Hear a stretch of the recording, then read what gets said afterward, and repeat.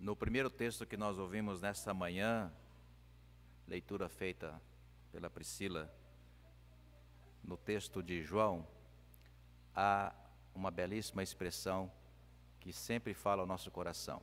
E nesta manhã eu penso que não poderia ter iniciado de forma tão mais profunda, bíblica e teologicamente, senão por este texto. Quando o evangelista nos indaga, quando a gente se dispõe a fazer algo por pessoas que nós amamos, a gente tem facilidade de fazer. Inclusive, pensar até mesmo em dar a vida, o que é quase uma abstração, mas a gente chega a pensar assim, por um filho, quem não, né? Uma mãe, um pai, quando diante de uma criança, diante de um filho, o coração pulsa e a gente tem pensamentos e atitudes nobres, a ponto de chegar até pensar, né? Dar a própria vida por alguém que nós amamos. Mas a tradução que foi colocada aqui, Priscila, é fantástica. Para alguns, assustadora, mas é, de fato, o conteúdo que nós encontramos no Evangelho de João, quando diz que Jesus foi disposto, se dispôs a morrer por pessoas ruins, bandidos, prostitutas, pessoas que a gente não qualifica por absolutamente nenhum substantivo, nenhum adjetivo. E parabéns a vocês quando fizeram a escolha de colocar essa tradução. Louvado seja o Senhor. E tem para mim que foi algo de fato dirigido pelo Espírito Santo, porque o tema que nós queremos meditar com você, a igreja, nessa manhã, vai passar exatamente nessa direção. É muito ruim, igreja, irmãos, irmãs, amigos, familiares que estão aqui, quando a gente tem que conviver com pessoas que tentam nos diminuir. É muito ruim. Se é ruim dentro de casa, pessoas que nós conhecemos, que têm qualidades, têm virtudes, a gente sente quando o marido nos oprime, nos diz uma palavra desagradável, a esposa, um filho, pessoas que convivem conosco, pessoas do nosso sangue, é muito ruim.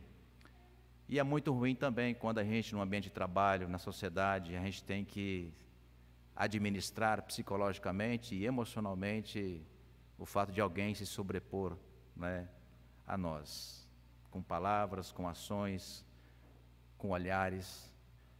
E quando a gente pensa isso, a gente pensa que é algo do tempo presente, né, da discriminação, do desdém, da indiferença com que nós humanos nos classificamos muitas vezes na sociedade do nosso tempo e aqui mesmo em nosso país.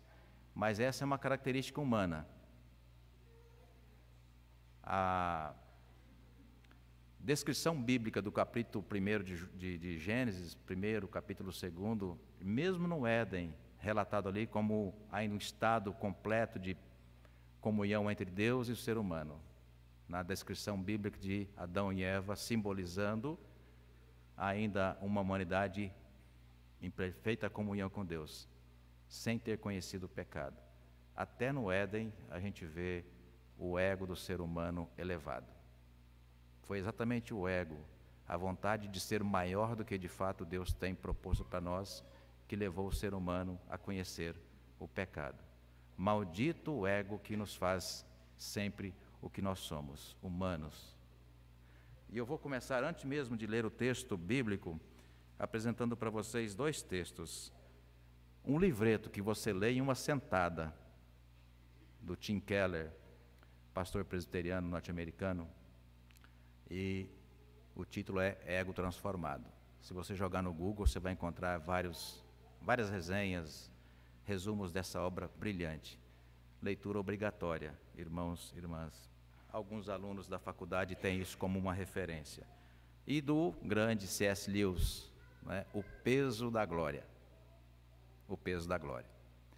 E eu quero destacar apenas dois momentos, não vou ler o texto não, senão a gente foge do protocolo. Mas nesta obra, O Peso da Glória,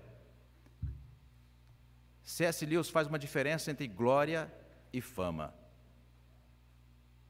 E eu vou começar descrevendo o que é a fama, ou pelo menos citando aqui rapidamente o que ele diz. A fama é, numa competição humana, social, e bem-vindos ao Brasil do nosso tempo, ao mundo do nosso tempo, A fama é, numa competição social entre, claro, pessoas, a fama é você vencer o anonimato. E sobre outras pessoas tornar-se alguém de destaque. Por isso, as redes sociais no Brasil e no mundo é uma febre, ou são uma febre, né? Então ele descreve que a fama é uma característica absolutamente humana, que é o desejo incontrolável do ser humano de ser especial, de ser melhor do que qualquer outro. Por isso a fama é um destaque que o ser humano constrói, um troféu para aqueles que se destacam, ou um troféu para aqueles que venceram o anonimato. Portanto, a fama é um título que os seres humanos dão uns aos outros. E a glória? Aí ele diz aqui que a glória é um título que Deus dá, e dá ao ser humano, com um detalhe, não nesta terra. Por isso ele cita um texto bastante conhecido, e eu vou recitá-lo aqui para você, né? Muito bem, servo bom e fiel. Foste fiel no pouco, sobre muito te colocarei. Sabe quando você vai ouvir isso? Quando você chegar na glória de Deus. Ah, mas aí não tem graça, porque o bom mesmo é a gente ser destacado aqui nessa terra. Essa é a diferença que C.S. Lewis faz entre a fama humana e a glória. Eu fico emocionado porque é o beabá da fé cristã.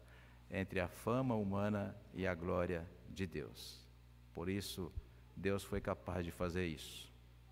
Tornar-se humano, vir ao nosso encontro e dizer como é que nós devemos pautar a nossa existência humana. Com isso, eu convido você a abrir o texto de Filipenses, capítulo 2, texto que você conhece de forma salteada, lá chamado hino cristológico. Belíssimas palavras do apóstolo Paulo nesse domingo de Páscoa. Talvez você, surpreso, achando que eu ia pegar um texto do Evangelho, mas o texto que Deus colocou no meu coração está na belíssima literatura paulina. É Filipenses capítulo 2, versos 5 até o verso de número 11. Filipenses capítulo 5, aliás, capítulo 5 não, capítulo 2, versículo 5 até o versículo 11.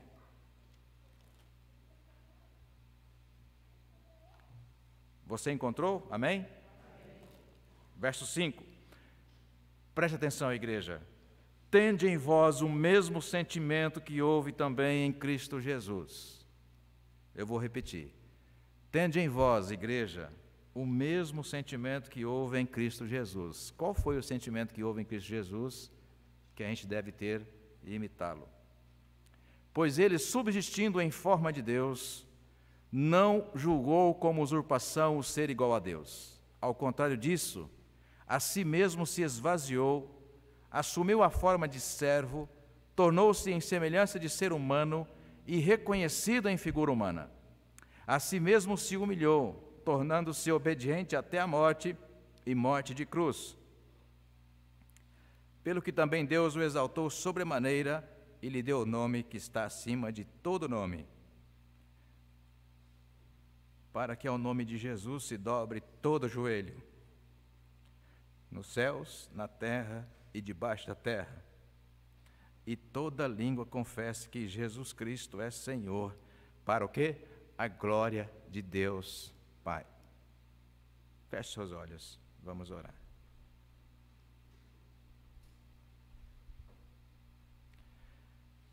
Damos-te graças, Deus, por esta manhã, em que toda a face da terra, nos 6 continentes, de uma forma ou de outra, nesta manhã, lembra-se que Jesus saiu do túmulo, que cumpriu a Deus a promessa profética de que teu amor a Deus é insondável, inunda a terra, revela a tua glória.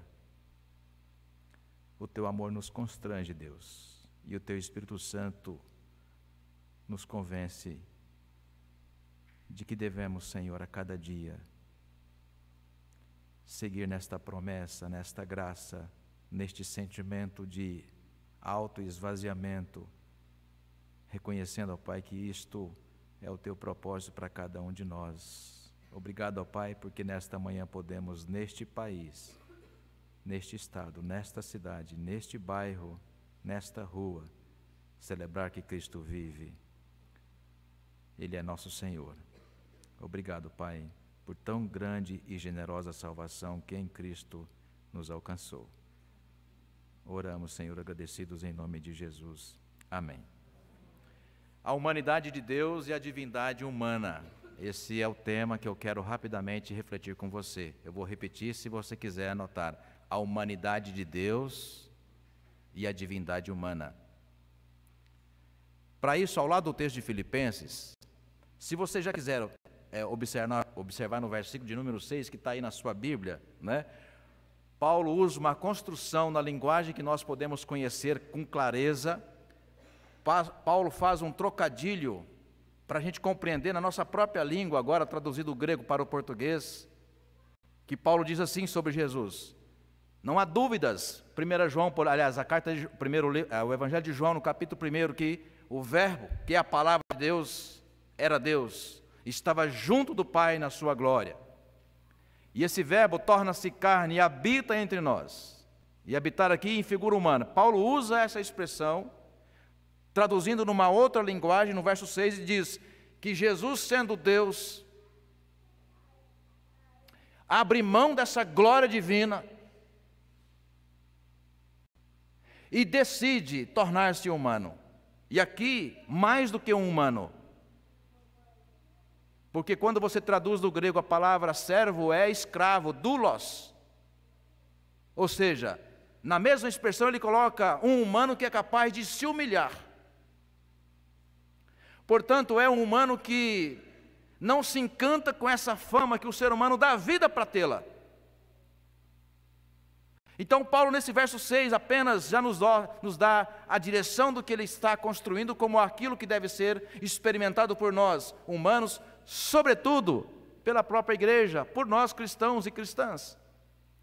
Então, Jesus sendo Deus, abre mão da sua glória e aceita a condição de tornar-se humano, nascido de Maria, um bebê, como temos aqui, né? Crianças, também um adulto, como ele foi, para que pudesse estar então ao nosso lado, mostrando qual é o projeto de Deus para a humanidade. Então, Deus que se torna humano, mas infelizmente, desde o Éden, o ser humano quer tornar-se Deus. Quero que você veja comigo o texto. Abra lá, João, Evangelho de João, no capítulo 1. Eu vou destacar alguns momentos aqui que o apóstolo João também trabalha esse mesmo tema da glória humana, que infelizmente está o tempo todo nos assombrando. João, no Evangelho, abra comigo, no capítulo 1. Eu vou destacar para você alguns versículos. O Evangelho de João, no capítulo 1, eu vou começar a ler do verso 19. Então, um humano que muito se pareceu com Jesus,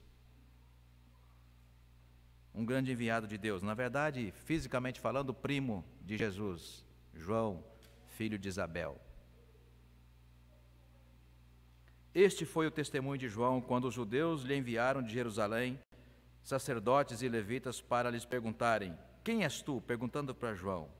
Ou seja, você é famoso porque você está fazendo coisas extraordinárias, as pessoas estão falando de você, tem muita mensagem sua, muitos vídeos seus no Facebook, você está com milhões de views. Quem é você, cara? Quem é você? João não se empolga com isso. E continua perguntando, verso 21. E lhe perguntaram: quem és tu? Então vai compará-lo a alguém bastante conhecido na tradição, diríamos hoje, alguém bastante famoso. Será que você não é Elias, o grande profeta Elias? Ele diz: não sou. Ah, se a gente pudesse dizer: você acha que eu pareço? Não sou. És tu um profeta? Quem não quer ser? Porque profeta, na verdade, fala por Deus, impressiona as pessoas. És tu um profeta? Ele responde: não sou. Disseram-lhe, pois, declara-nos quem és, para que possamos dar resposta àqueles que nos enviaram, porque muitas pessoas estão querendo saber quem é você. Verso 23, e ele responde, eu sou a voz do que clama no deserto, endireitai o caminho do Senhor. Quem quer ir para o deserto? Quem quer vestir-se de pelo de camelo? Quem quer comer coisas sem sentido? Gafanhoto, mel silvestre? Ele frustra toda a expectativa e diz exatamente isso. Eu não sou famoso, eu não sou profeta, eu não sou Elias. Verso 24, ora, os que haviam sido enviados eram de entre os fariseus, e perguntaram, de novo, continuam interrogando, então por que batizas se tu não és o Cristo, nem Elias, nem o profeta? Respondeu-lhes João, eu batizo com água, mas no meio de vós está, ou seja, vocês já sabem, ele já está entre vós, e até agora vocês não o reconheceram. Está alguém entre vós, que não batizará apenas com água, mas com fogo, e até agora vocês não deram crédito a ele. Verso 27. O qual vem após mim, do qual não sou digno de desatar-lhe as correias das sandálias.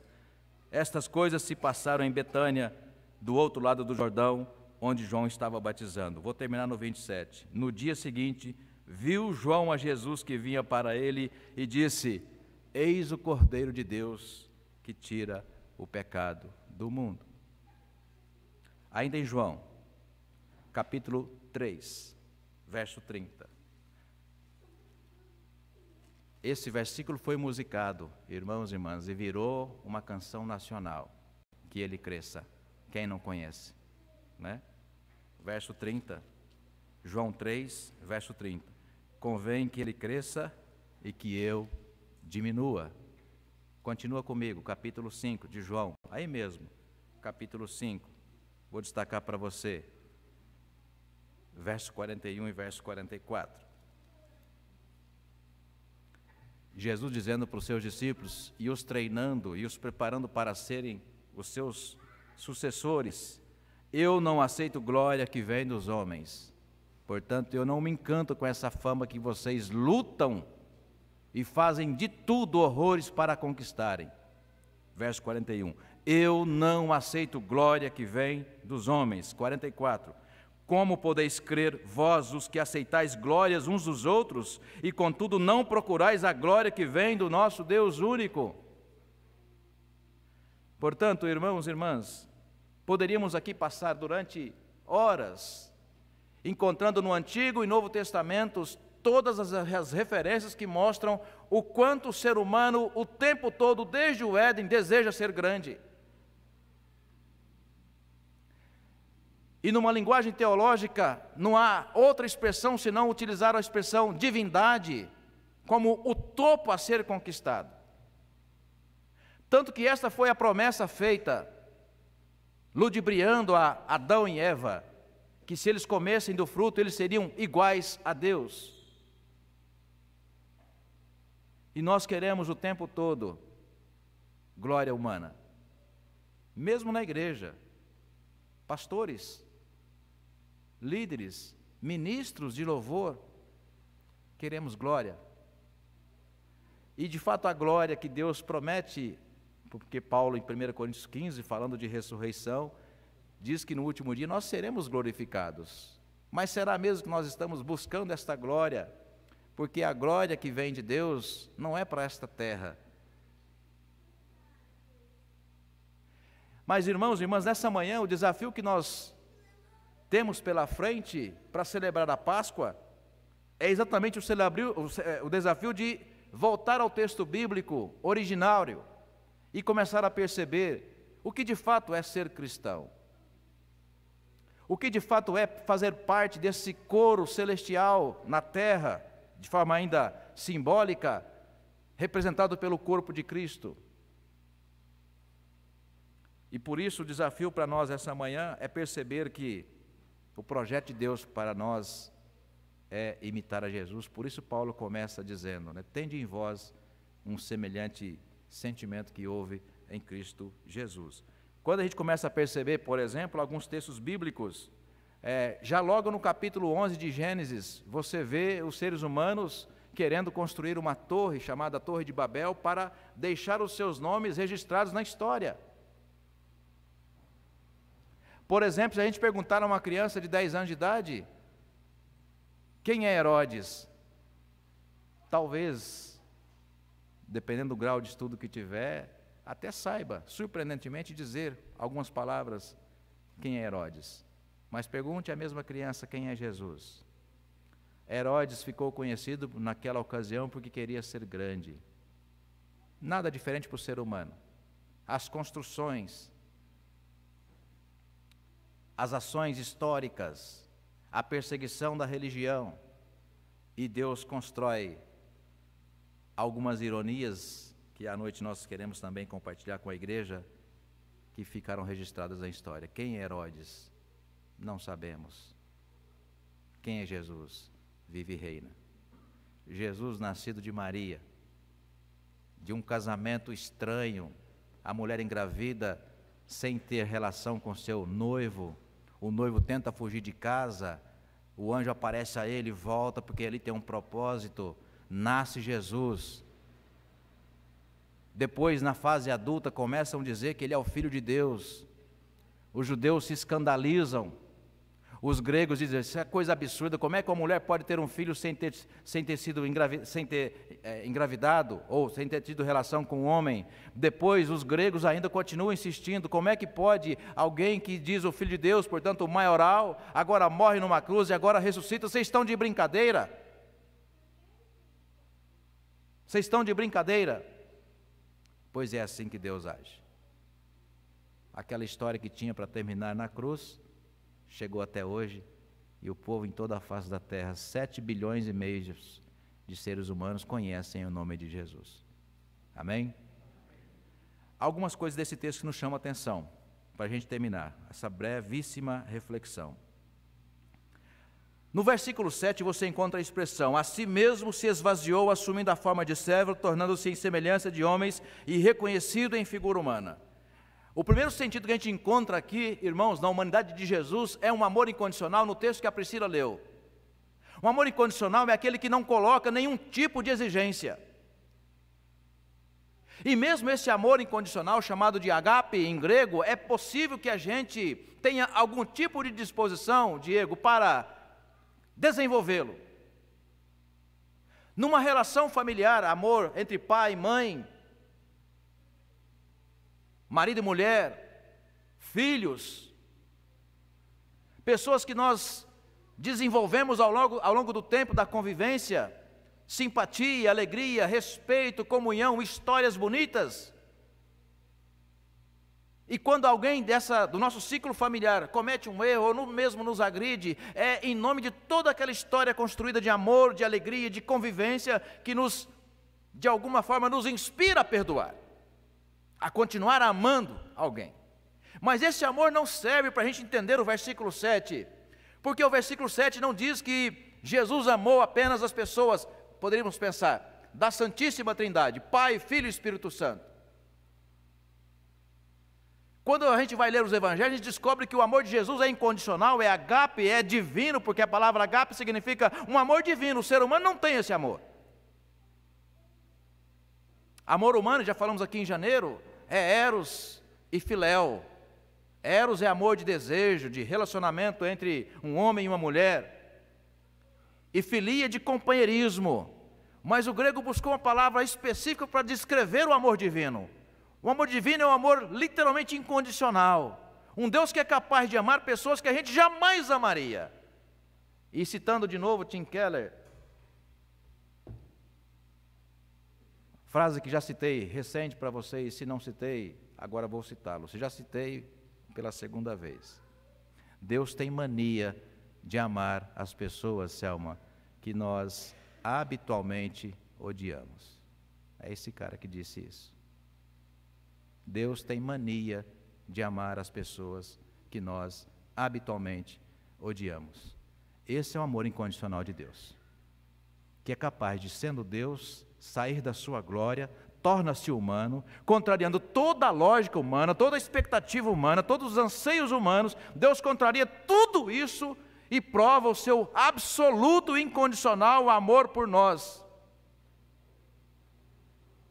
Pessoas que nós jamais amaríamos, Deus não só as amou, mas foi capaz de tornar-se servo, escravo, humilhado naquela cruz, cuspido. Por isso os judeus falam, não, esse Messias é claro que não nos representa. O Deus que nós cremos é um Deus estrondoso, é um Deus grande, maravilhoso, eterno, poderoso, rico, porque afinal de contas a profecia era, da descendência de Davi nos chegará o Messias. Como assim um Deus que é capaz de morrer na cruz? Amor incondicional.